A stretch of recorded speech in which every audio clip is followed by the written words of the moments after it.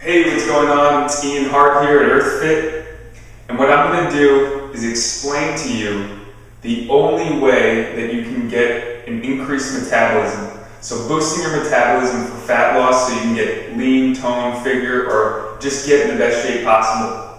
So there's tons of marketing gimmicks and information out there that's not necessarily telling you the truth. So what I'm going to do is break down the truth to you so you understand exactly how to get to where you want to be. So first we're going to speak about metabolism. Alright, so your metabolism is composed of a few things. There's two things that I can't help you out with and no one else can. So those things are age and genetics, so sorry about that. But you can affect these other things, and that's increasing your activity, so increased activity level, increasing your lean muscle mass, and then also your diet, because your diet's going to affect your muscle and then it won't go along with your activity level. So healthy fat loss is generally 1 to 2 pounds a week. You can go a little bit faster than that if you're in the right program and the person knows what they're doing. So if you have the right guidance, you can go faster than that. And 1 pound of fat equals 3,500 calories. Alright, so I'm going to give a scenario of a person who is 150 pounds and they have 30% body fat. So 30% body fat is considered obese. So we want to bring this person down, right? So just imagine, so say you were 150 pounds. You have to determine where you would be in terms of your body fat. If you'd like to get tested and you live in the Beaufort area, you could always come in and we can do our evaluation, assessment, and give you all this information. But imagine I took that person, for the sake of this diagram, and I rolled them up into a giant ball, and then I cut them in half, right? This 150 pound person would have 30% body fat, would have 45 pounds of fat mass, and 105 pounds of lean muscle, bones, tissue, organs, all those things. Now, the goal is to get the person over here. And what this is increasing lean muscle mass and at the same time burning the fat on so you can get the skin closer to your body. So if you go ahead and pinch just the skin on your wrist, just the skin part, what you'll see is that your skin is close to your body. So what we want to do is get your skin closer to your body as well, all around your body, all in those trouble spots, in all the areas that you have issues with, like your hips, thighs, whatever it might be. So we want to burn the fat, increase the lean muscle around the body. So the way we do that is, again, like I said, increasing lean muscle mass. So I'm going to have you do a little math problem along with me. So 1 pound of muscle on your body will burn approximately 50 calories a day, and that's by doing nothing. So just sitting there, just to live on your body, that pound of muscle is consuming 50 calories a day. So imagine if I was a magician and poof, I had 10 pounds of muscle to you, and at the same time I took 10 pounds of fat off. So if 1 pound of muscle burns 50 calories a day, how many calories is 10 pounds going to burn in a day? So 10 pounds in a day is going to burn 500 calories. Alright, so that's 1 day. So in a week, how many calories is that going to burn? It's going to be 3,500. 7 times 500 is 3,500 calories.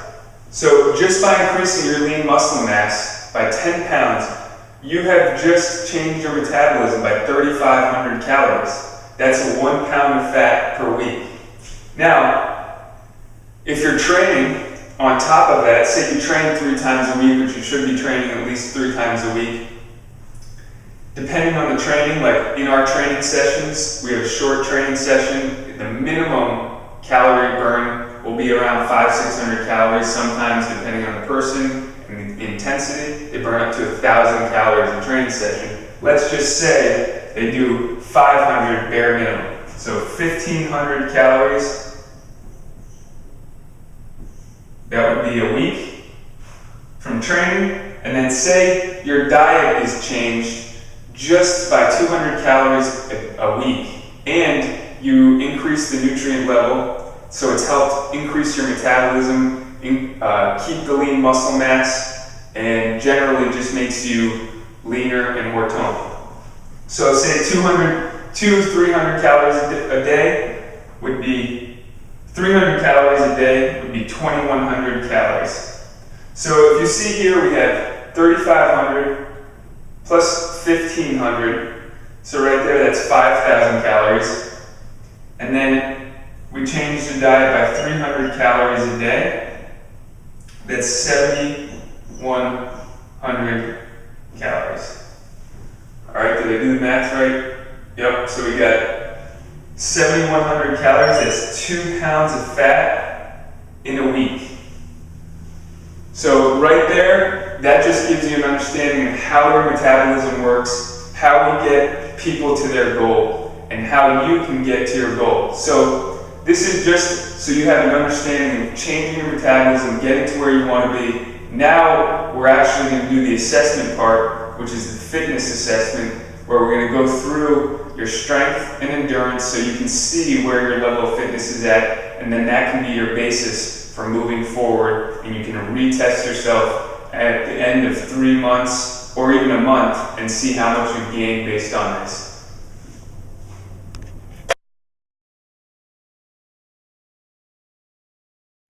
Okay, so we're about to do the self-assessment, and this is what you're going to do is you're going to take a few exercises and you're going to do repetitions of these exercises, and you're going to test your strength, endurance, and then you also might feel some cardio. So you're going to get a base level of understanding of where you are in your fitness level. So what I want you to do, and what I'm going to show you how to do, because you might not know the form and how to do it correctly, so you're activating the proper muscles and activating the muscles that burn the most calories so you can get more results. So you're going to do squats. Again, I'm going to show you in a few minutes the best how to move the best for the squat, the best form. So squats, we're going to do 15 reps, 2 sets of body weight.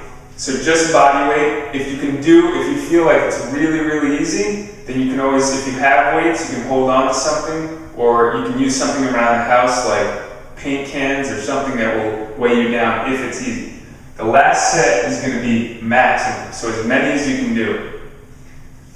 Then you're going to do push-ups, and if you can't do them on the floor, you can do them on an incline, say on a table or something, and I'm going to show you how to do that as well. So that's going to be 15 reps, 2 sets, and then the last set, you're going to do a max, as many as you can do. Depending on how you feel, you might mix and match these. So if you're good squats, 15 reps, and you didn't feel your legs, then I would like you to do walking lunges right after you do squats. So then you can do ab tests, and that's going to be a specific way, just targeting your abs. A lot of people do certain ab, or what they think is an ab exercise, and they're actually activating the wrong muscles that could be causing harm to their body. So I'm going to show you how to do that specifically. And then if you have a gym or access to a row machine, then you want to do a row, and row is very important for posture and also activating large muscle group that burns a ton of calories as well. So again, we're all going to do this, 15 reps, 2 sets, 1 minute rest in between. The last set is rep max. If you feel extremely fatigued just during the 2 sets of 15, that probably means that you're very weak and you need to start a training program as soon as possible. So let's get down to the floor. All right, here we are in the training studio. The first thing we're going to do is a squat. So again, before you do this, you can also get a little warm up. So either go for a light jog or go on an elliptical or a bike, whatever you need to do to get warmed up. But you should warm up before doing any type of exercise, especially if this is your first time. So we're going to do a squat. So make sure your feet are about shoulder width apart. Your toes can be slightly externally rotated. They don't need to be directly forward, but you can have them directly forward as well. And then just to start, go ahead and put your hands on your ears. This is going to keep your shoulders back. It's going to help you keep your posture good while you're doing this. And then the big mistake a lot of people make when doing squats, if they haven't done it for a while, is they move from the knees first. So what we want to work on here, especially if you're sitting down a lot all day, is working on hinging at the hips.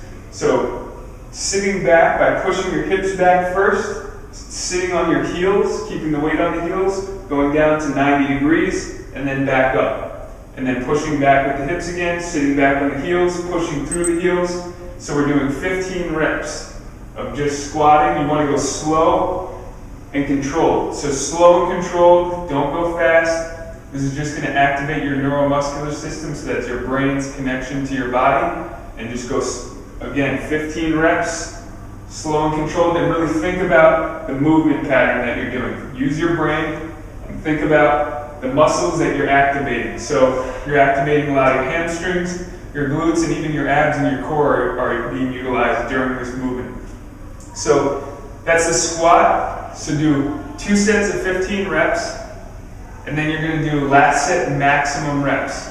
If you really feel fatigued on the 3rd set, don't push yourself too much, because you're going to be sore, especially if you haven't done any training in a long time. Alright, so the next thing we're going to do is push-ups. So we're going to go ahead and do push-ups. I'm going to show you the proper form. I'm going to show you on the floor. Remember, like I said, you can do this on an incline, on a bar. You can actually start on the wall if you need to. So if you need to, just doing this, if your upper body's really weak, is going to be mimicking a push-up, but it's going to take less of your body weight off the movement. Alright, so now I'm going to do it on the floor. Okay, so for some people with upper body weakness, or I shouldn't say weakness, but people who are weaker in the upper body, who need to, can start off on their knees. And the form is going to be hips forward, your body's straight like a board, and then you're just letting your body go down, chest almost to the floor, about 2 inches or 3 inches above the floor. And your hands can be positioned right below your shoulders. There's different types of push-up. There's wide grip, close grip. And then on your feet, hands right below the shoulders. Again, same thing, shoulders rolled back. Don't curl your body and bring your head down. So you can look forward a little bit, shoulders back, abs tight. And then bring your chest down to the floor. And 15 reps of push-ups, 2 sets, and then the last set, maximum reps. Alright, so that's the first 2 exercises, squats and push-ups. So get started on those, and then you can come back and either pause the video and do the exercise, or you can watch the whole video and then do the program. Alright, so now we're going to do walking lunges, and I'm going to go through the proper form, and I'm going to show you a little bit on the side, but I'm going to do it coming this way. So what I want you to do is stand with both feet together, and what you're going to do is keep your hands at your side, and then you're stepping forward.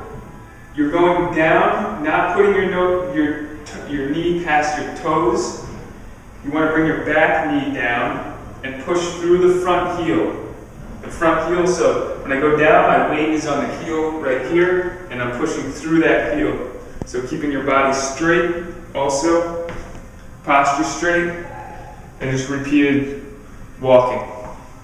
Alright, so let me go back the other way, and you can see on the side, so when I step, I'm going straight down here, and then pushing through the front heel.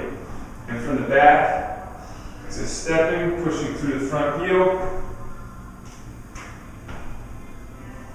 Alright, so with this one, 15 reps means that you do a total of 30 walking lunges, because you're going to do 15 on each side. So depending on your level of endurance and strength, you're going to feel this. If your balance is off, you're going to feel it even more. So this is going to help your balance, and you're going to feel better from this going forward. But during the assessment, if you feel your legs burning, you're really fatigued, Don't go and do your maximum effort. You can do that at a later time, and this will help build strength and build your endurance. All right, so here we are on the mat, ready to do abs. And what I want you to do with this one is just lay back flat on the floor with your knees bent, so your head's down. You're going to point your shoulders up into the air, or make a gun with your hands and point them up into the air.